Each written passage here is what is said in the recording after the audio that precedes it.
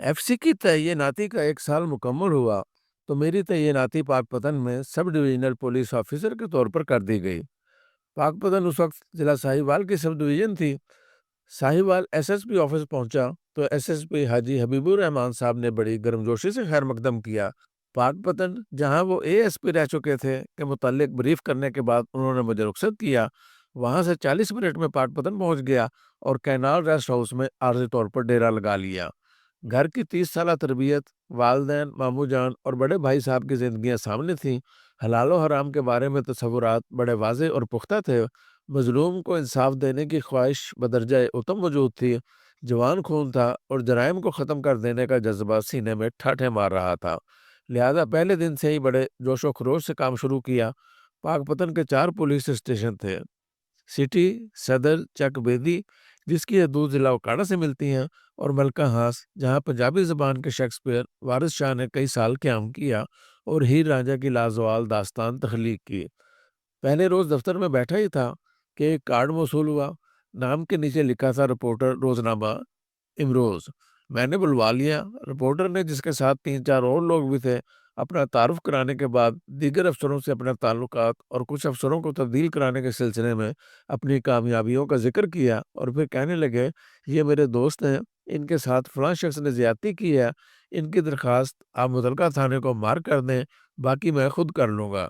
मैंने कहा, किसी को भी यहाँ सिफारिश की ज़रूरत नहीं, आप बाहर चले जाएँ, मैं खुद इनसे बराह रास्त बात पूछूँगा, आपका अपना मसला हुआ तो फिर आ जाएँ।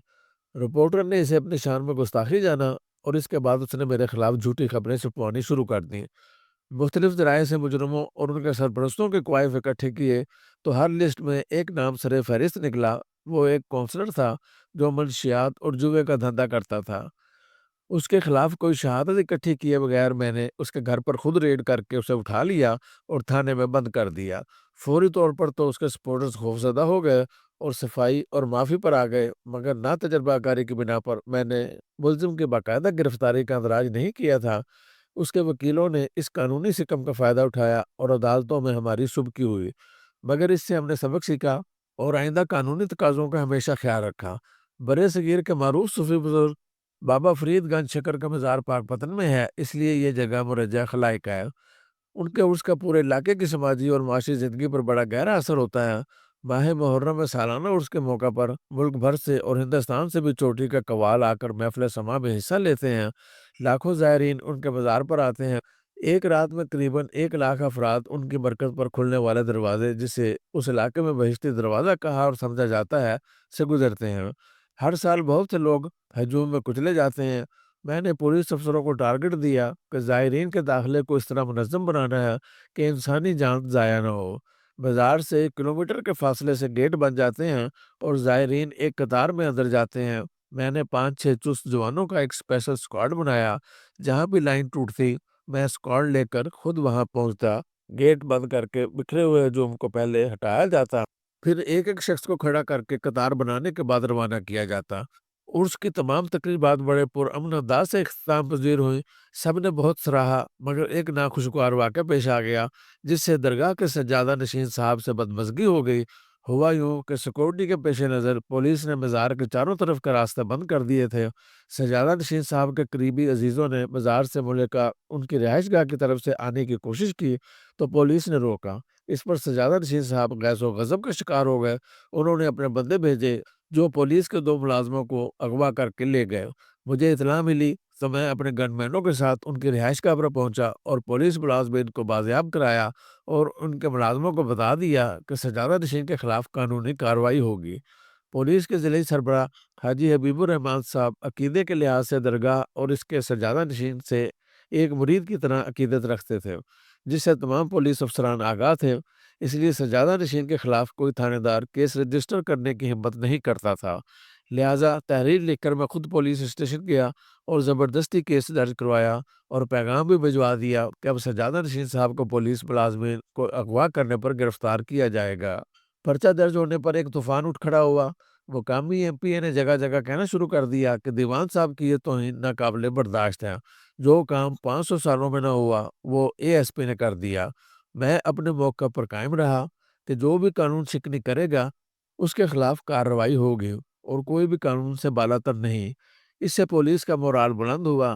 سجادہ نشین نے ایس ایس پی صاحب کو شکایت کی۔ ان کے پوچھنے پر میں نے حقائق بتا دیے۔ حاجی صاحب فوراً پاکپتن پہنچ گئے اور صلح کرانے کی کوشش کی۔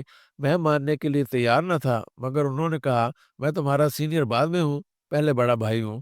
واقعی وہ میرے ساتھ بڑی شفقت کرتے تھے۔ بہرحال معاملہ اس طریقے سے نمٹایا گیا کہ پولیس کی عزت بحال ہوئی۔ ایک روز چیف منسٹر آفس سے فون آ گیا۔ میں نے ریسیور اٹھایا۔ دوسری طرف سے کوئی سٹاف افسر بول رہا تھا۔ کہنے لگا کہ آپ کے خلاف بڑی سنگین شکایات ملی ہیں۔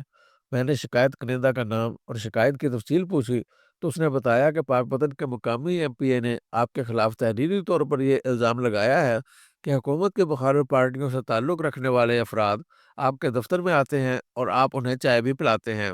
میں نے اعتراف جرم کر لیا، مگر ساتھ ہی اسٹاف افسر سے کہا دیکھیں میرا دفتر نہ تو میرا ذاتی ہے اور نہ ہی یہ حکومتی پارٹی کا دفتر ہے۔ سرکاری دفتروں میں تو سب لوگ آئیں گے اور علاقے کا امن و امان بحال رکھنے کے لیے ہمیں تمام شہریوں اور تمام پارٹیوں کے تعاون کی ضرورت ہوتی ہے۔ نوجوان سٹاف افسر بات سمجھ گیا اور کہنے لگا ٹھیک ہے، میں یہاں صورتحال کو کنٹرول کرنے کی کوشش کروں گا، لیکن آپ بھی آئندہ احتیاط کریں۔ موصوف کی احتیاط کرنے والی ہدایت پر مجھ ناچیز جیسا بے عمل کبھی بھی عمل نہ کر سکا۔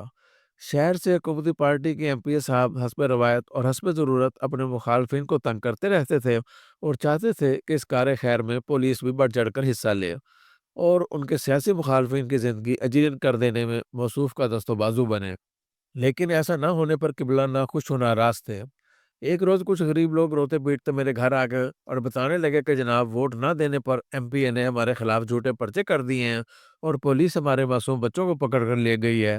میں نے انہیں تسلی دے کر بھیج دیا اور فوراً ایس ایچ او کو بلا کر پوچھا۔ اس نے تسلیم کیا کہ ایم پی اے کے دباؤ ڈالنے پر پرچے ہوئے ہیں۔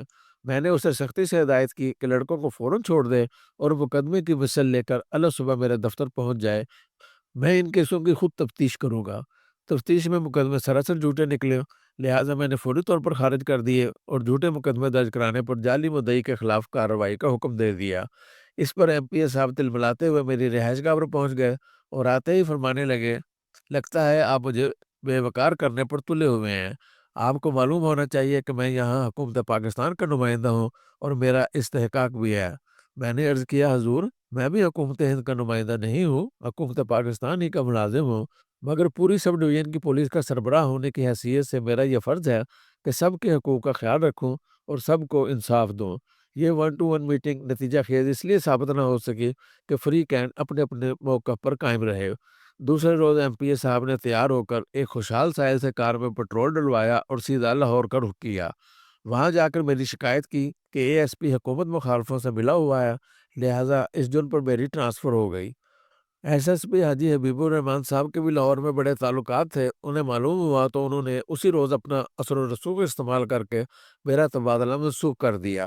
میں شام کو گھر داخل ہوا تو میرے پیچھے پیچھے ایک اور گاڑی گھر میں داخل ہوئی۔ دیکھا تو محترم ایم پی اے صاحب تھے۔ بڑی زوردار جفی ڈال کر کہنے لگے سیدھا لاہور سے آ رہا ہوں، وزیر اعلیٰ آپ سے ناراض ہیں، انہوں نے آپ کا تبادلہ کر دیا تھا، مگر میں نے بڑی کوششوں سے یہ کہہ کر کہ نوجوان افسر ہے، غلطیاں کرتا ہے، مگر کرائم کنٹرول میں اچھا ہے، آہستہ آہستہ سیکھ جائے گا۔ میں نے گھر آئے مہمان کو امبراس کرنا مناسب نہ سمجھا اور چائے پلا کر رخصت کیا۔ ایک روز اطلاع ملی کہ تھانہ صدر کے ایک گاؤں میں 2 قتل ہوئے ہیں۔ جا کر حقائق معلوم کیے تو پتہ چلا کہ چند مسلح افراد جو مقامی ایم این اے کے آدمی تھے چوک پر آئے اور ایک دکان پر کھڑے ہو کر پیپسی وغیرہ پیتے رہے۔ دکاندار نے پیسے مانگے تو وہ اشتعال میں آ کر اسے گالیاں دینے لگے۔ قریب کھڑے ایک دوسرے شخص نے انہیں منع کیا تو انہوں نے فائرنگ کر کے دکاندار کو ہلاک اور دوسرے کو شدید زخمی کر دیا، جو ہسپتال میں آئی سی یو میں پڑا ہے۔ آج کے جدید دور میں اتنا بڑا ظلم ہو میں سوچ بھی نہیں سکتا تھا۔ میں نے ایس ایچ او کو وارننگ دی کہ اگر ملزم 12 گھنٹے میں گرفتار نہ ہوئے تو تم گرفتار ہوگے۔ پوری سب ڈویژن کی پولیس نکل پڑی اور 3 سے 4 گھنٹے میں ہی ملزم پکڑ لیے گئے۔ اور پھر پاکستان کے ہزاروں شہریوں نے دیکھا کہ غریب دکانداروں کے ساتھ ظلم کرنے والے ان ظالموں کو کس طرح عبرت کا نشان بنایا گیا۔ اس کی تفصیل پھر کبھی سہی۔